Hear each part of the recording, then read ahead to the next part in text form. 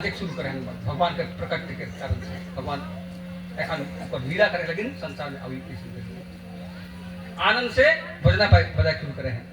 किन्नर और गंधर्व मधुर स्वर में गाने गाने लगा तथा सिद्ध और चारण भगवान के मंगलमय गुणों की स्तुति करने लगा। विद्याधरियां अप्सराओं के साथ नाचने लगी। बड़े बड़े देवता ऋषि मुनि आनंद से भरकर पुष्पों की वर्षा करने लगे।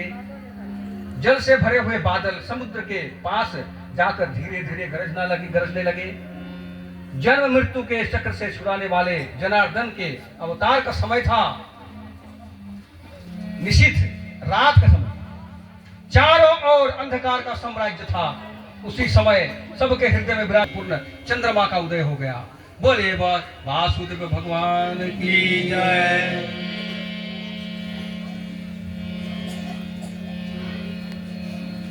उसी समय भगवान का प्रकट हुआ। भगवान जी का जन्म हुआ और जन्म होते ही वो विशाल आकार ले लिया।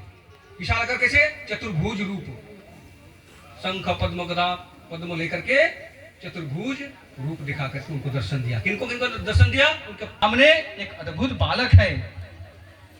उसके नेत्र कमल के समान कोमल और विशाल है। चार सुंदर हाथों में शंख गदा चक्र और कमल के लिए हुए। वक्ष स्थल पर श्री वक्ष का चिन्ह है। अत्यंत सुंदर सुवर्णमयी रेखा है। गले में कौस्तुभ मणि झिलमिला रही है। तमद्भुतम बालकम भुजे क्षणम पीतांबरम सांद्रपयोद सुभगम।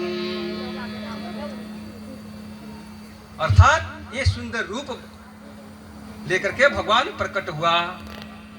गले में कौस्तुभ मणि है, झिलमिला रही है। बहुमूल्य सोबर दुर्जमणि किरीट और कुंडल की कांति से सुंदर सुंदर घुंघराले बाल सूर्य के किरणों के समान चमक रहा है। कमर में चमचमाती करधनी की लड़ियां लटक रही है। बाहों में बाजूबंद, कलाइयों में कंकण शोभायमान हो रही है। इन सब आभूषणों से सुशोभित बालक के अंग अंग से अनोखी छटा छिटक रही है। अर्थात एक दिव्य एक आदि में अपनी प्रकृति से इस त्रिगुणमय जगत की सृष्टि करते हैं।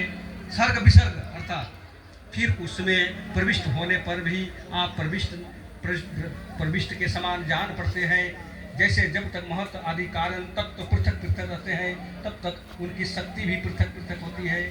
जब इंद्रादि 16 किशोर विकारों के साथ मिलते हैं तभी इस ब्रह्मांड की रचना करते हैं और इसे उत्पन्न करके इसी में अनुप्रविष्ट हो जाने पड़ते हैं। परंतु सच्ची बात तो यह है कि वे किसी भी पदार्थ में प्रवेश नहीं करते। ऐसे